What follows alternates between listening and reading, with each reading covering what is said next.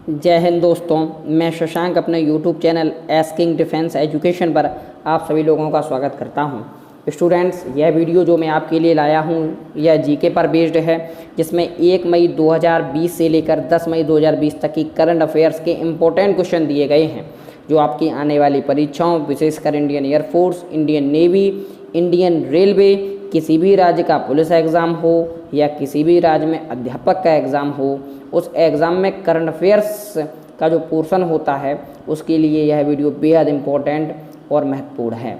तो स्टूडेंट्स, यदि आप मेरे चैनल पर पहली बार विजिट कर रहे हों तो मेरे चैनल एस्किंग डिफेंस एजुकेशन को सब्सक्राइब करिएगा, लाइक करिएगा, शेयर करिएगा। यहाँ मैं आपको एक बात और बता देना चाहता हूँ, इस वीडियो को स्किप करके ना देखिएगा, क्योंकि इस वीडियो से मैं प्रत्येक प्रश्न से संबंधित, प्रत्येक क्वेश्चन से रिलेटेड मैंने फैक्ट्स बताए हैं जो कि बेहद इंपॉर्टेंट हैं। तो चलिए शुरू करते हैं और देखते हैं आज की क्वेश्चन सीरीज जो कि जीके की है, जिसमें किस तरीके के क्वेश्चन दिए गए हैं। तो चलिए शुरू करते हैं। Students, currents affair with Shashank Dubey में आपका स्वागत है। चलिए शुरू करते हैं कि 1 मई से लेकर 10 मई के बीच में कौन कौन से करंट अफेयर्स हैं। तो चलिए पहला क्वेश्चन देखते हैं, जिसमें कहा गया है जीवन अमृत योजना की शुरुआत भारत के किस राज्य ने की है। आपके ऑप्शन हैं Uttar Pradesh, second option Orissa, third option Madhya Pradesh और फोर्थ ऑप्शन आपका बिहार है। तो स्टूडेंट्स, आपको पता होना चाहिए जीवन अमृत योजना की शुरुआत भारत के मध्य प्रदेश ने की है, अर्थात आपका ऑप्शन नंबर जो थर्ड है वो सही होगा।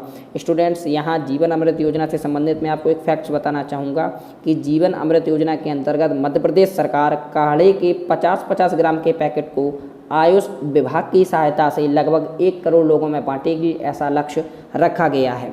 हम अगले क्वेश्चन की ओर चलते हैं, जिसमें हमसे पूछा गया है कि इंडिया रेटिंग्स एंड रिसर्च ने 2020-21 में भारत के आर्थिक विकास की दर को घटाकर कितने फीसदी कर दिया है।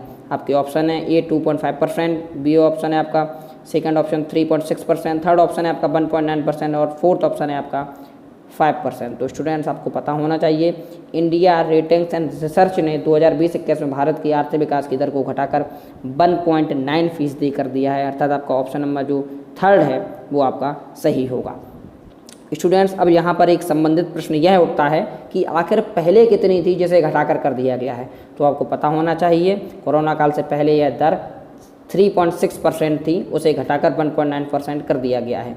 यहाँ रोचक और जानने वाली बात यह है कि 29 साल पहले सन 1991-92 में भारत की जो विकास दर थी वो 1.1 के समथिंग रही थी, और उसके बाद सबसे न्यूनतम यही है। हम अगले क्वेश्चन की ओर चलते हैं, जिसमें क्वेश्चन नंबर थर्ड में जिसमें हमसे पूछा गया है कि बजट पारदर्शिता और जवाबदेही में भारत को किस स्थान पर रखा गया है। आपके ऑप्शन है फर्स्ट 50वें स्थान पर, सेकंड ऑप्शन है 53वें स्थान पर, थर्ड ऑप्शन है आपका 60वें स्थान पर और फोर्थ ऑप्शन है आपका 75वें स्थान पर। तो स्टूडेंट्स, आपको पता होना चाहिए बजट पारदर्शिता एवं जवाबदेही में, अर्थात बजट ट्रांसपेरेंसी एंड अकाउंटेबिलिटी में भारत को 53वें नंबर पर रखा गया है, अर्थात आपका ऑप्शन नंबर जो बी है ये सही होगा। अब यहाँ जानने वाली स्टूडेंट्स बात यह हो जाती है कि टोटल संख्या कितनी है जिसमें भारत को 53वां स्थान मिला है। तो स्टूडेंट्स, यहाँ मैं आपको बता देना चाहता हूँ 117 टोटल देश थे जिसमें कि भारत को 53वें स्थान पर रखा गया है।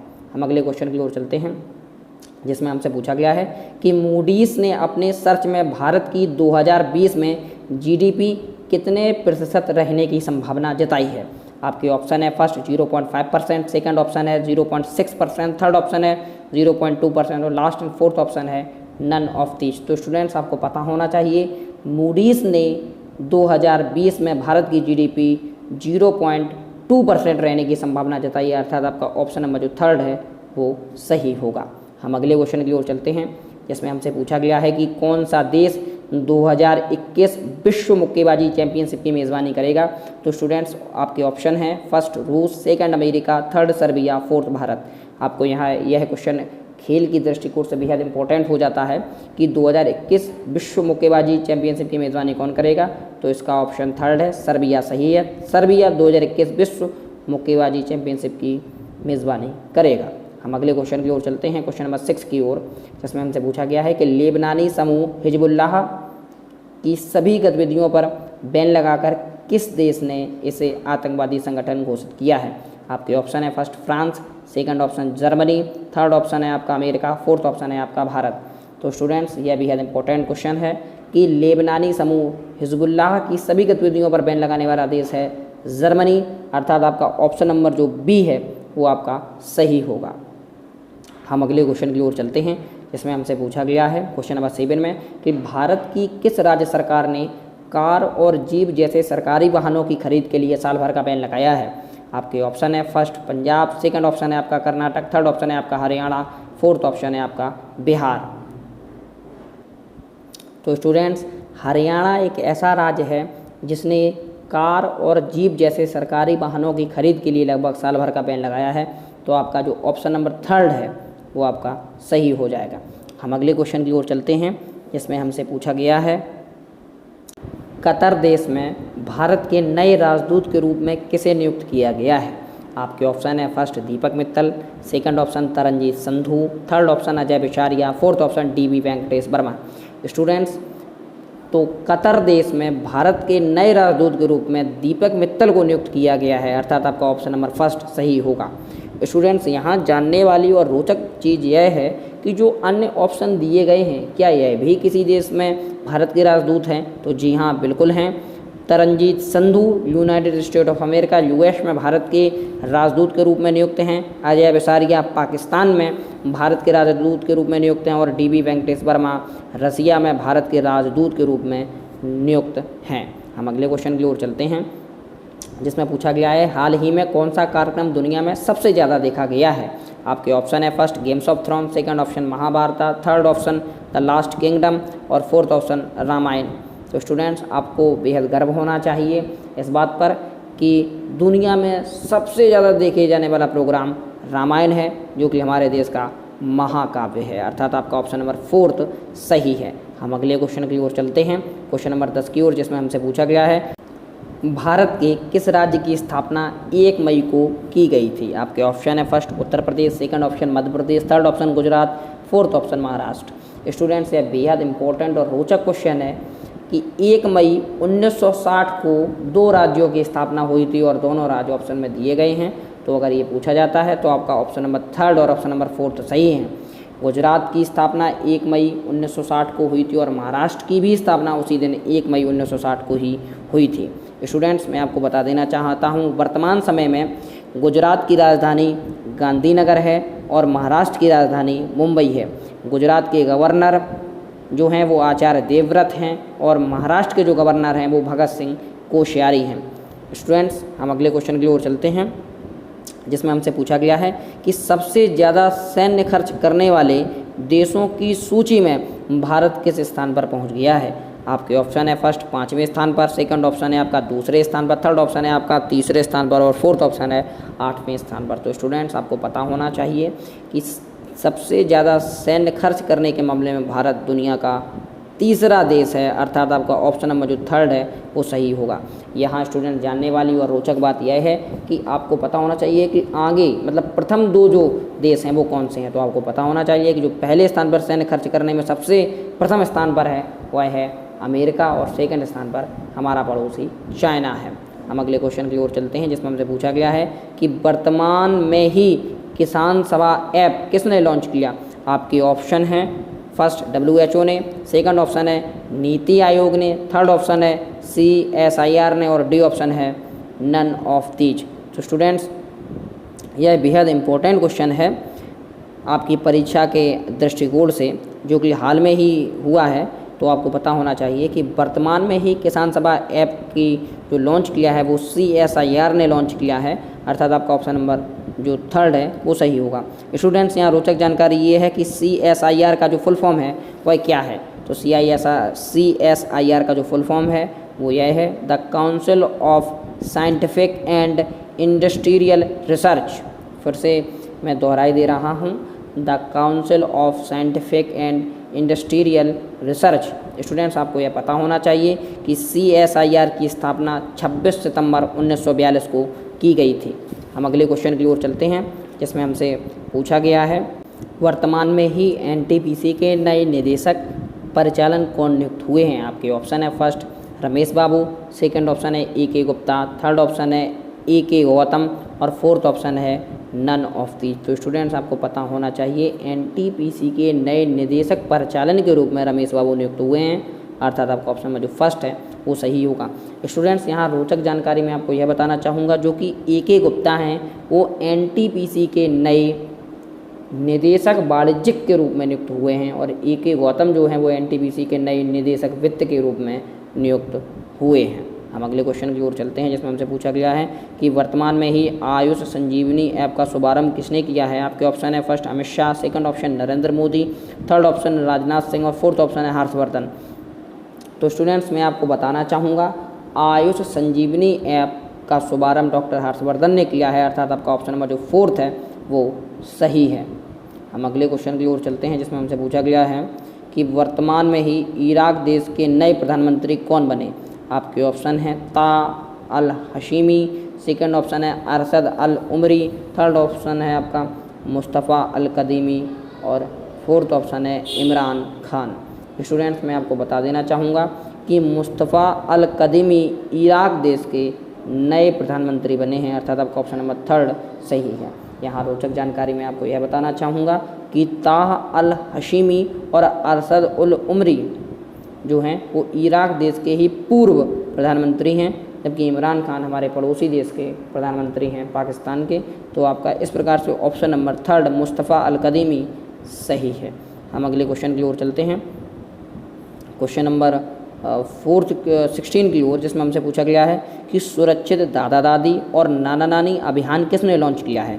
आपके ऑप्शन है फर्स्ट गृह मंत्रालय, सेकंड ऑप्शन है वित्त मंत्रालय, थर्ड ऑप्शन है नीति आयोग और फोर्थ ऑप्शन है WHO।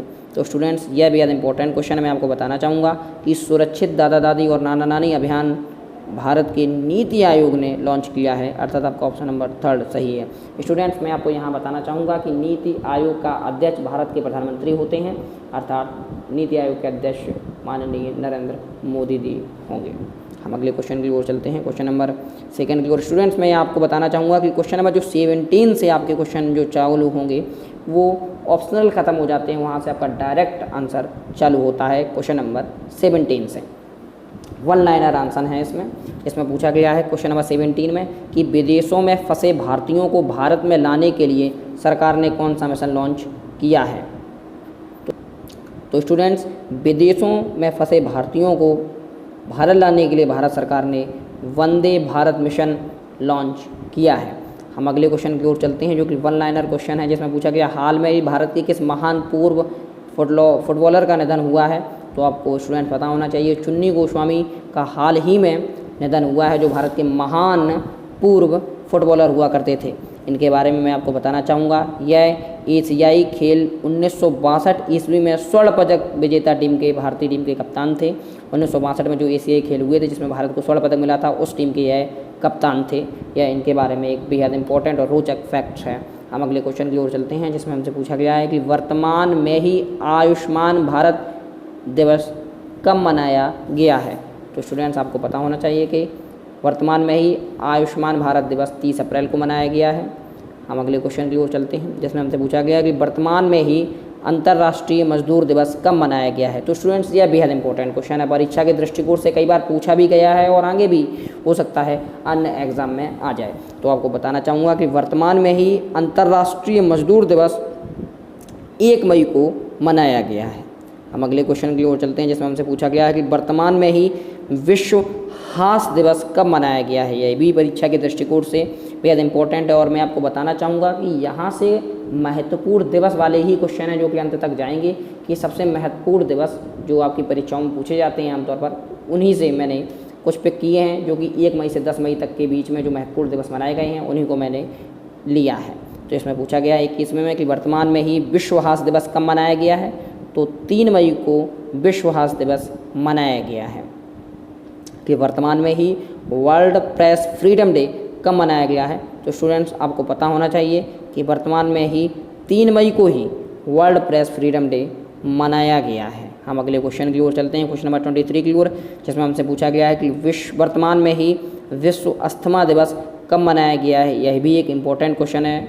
तो स्टूडेंट्स वर्तमान में ही विश्व अस्थमा दिवस 5 मई 2020 को मनाया गया है। हम अगले क्वेश्चन की ओर चलते हैं, क्वेश्चन नंबर 24 की ओर, जिसमें हमसे पूछा गया है कि वर्तमान में ही विश्व एथलेटिक्स दिवस कब मनाया गया है। यह भी इम्पोर्टेंट दिनों के जो क्वेश्चन होते हैं उसमें यह भी एक महत्वपूर्ण क्वेश्चन है कि वर्तमान में विश्व एथलेटिक्स दिवस 7 मई को मनाया गया, 7 मई 2020 को। हम अगले क्वेश्चन की ओर चलते हैं जिसमें पूछा गया है कि वर्तमान में ही बुद्ध जयंती कब मनाई गई है। यह बेहद इंपॉर्टेंट क्वेश्चन है आमतौर पर परीक्षा के दृष्टिकोण से। तो बुद्ध जयंती 7 मई 2020 को मनाई गई है। हम अगले क्वेश्चन की ओर चलते हैं जिसमें पूछा गया है कि वर्तमान में ही वर्ल्ड रेड क्रॉस डे कब मनाया गया है। तो स्टूडेंट्स यह भी बेहद इंपॉर्टेंट क्वेश्चन है कि वर्तमान में वर्ल्ड रेड क्रॉस डे 8 मई को मनाया गया है। हम अगले क्वेश्चन की ओर चलते हैं, क्वेश्चन नंबर 27 की ओर, जिसमें हमसे पूछा गया है कि वर्तमान में ही मदर्स डे कब मनाया गया है। तो स्टूडेंट्स विश्व मातृ दिवस जो है वो 10 मई 2020 को हाल में ही या वर्तमान में ही मनाया गया है। हम अगले क्वेश्चन की ओर चलते हैं। तो स्टूडेंट्स मैं यहाँ से बताना चाहूँगा कि 1 मई से लेकर 10 मई तक जो महत्वपूर्ण दिवस थे वो इतने ही थे, इन्हें आप लर्न कर लीजिएगा, क्योंकि महत्वपूर्ण दिवस आमतौर पर 1 या 2 क्वेश्चन प्रत्येक परीक्षा के एग्जाम में आमतौर पर देखने को मिल जाते हैं। हम अगले क्वेश्चन की ओर चल रहे हैं जिसमें पूछा गया है कि वर्तमान में विश्व में कोरोना से सबसे ज़्यादा प्रभावित देश अमेरिका है। अमेरिका में लगभग 12 लाख प्लस लोग मरीज हैं, जिसमें काफ़ी लगभग 75,000 समथिंग डेथ भी हो चुके हैं। हम अगले क्वेश्चन की ओर चलते हैं जिसमें हमसे पूछा गया है कि वर्तमान में भारत में कोरोना से सबसे ज़्यादा प्रभावित राज्य है महाराष्ट्र। महाराष्ट्र जो है वो भारत का सबसे ज़्यादा प्रभावित राज्य है भारत में महाराष्ट्र, जिसमें मामले लगभग 12,000 प्लस चले गए हैं। भारत में सबसे ज़्यादा प्रभावित जो राज्य है वो महाराष्ट्र ही है। स्टूडेंट्स इस क्वेश्चन सीरीज का लास्ट क्वेश्चन है कि वर्तमान में भारत में कोरोना से सबसे ज़्यादा मृत्यु किस राज्य में हुई हैं। तो स्टूडेंट जिस प्रकार से भारत में कोरोना सबसे ज़्यादा महाराष्ट्र में है, तो उसी प्रकार से सबसे ज़्यादा मृत्यु भी महाराष्ट्र में ही हुई हैं।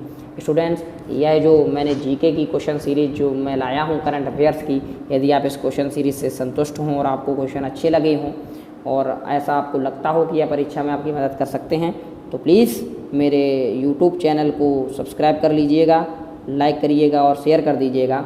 मैंने यह यूट्यूब चैनल नया बनाया है यूट्यूब पर, तो आप सभी लोगों की सहायता की ज़रूरत है जिससे मैं ग्रोथ कर सकूं। आपने पूरा वीडियो देखा, इसके लिए हृदय से धन्यवाद।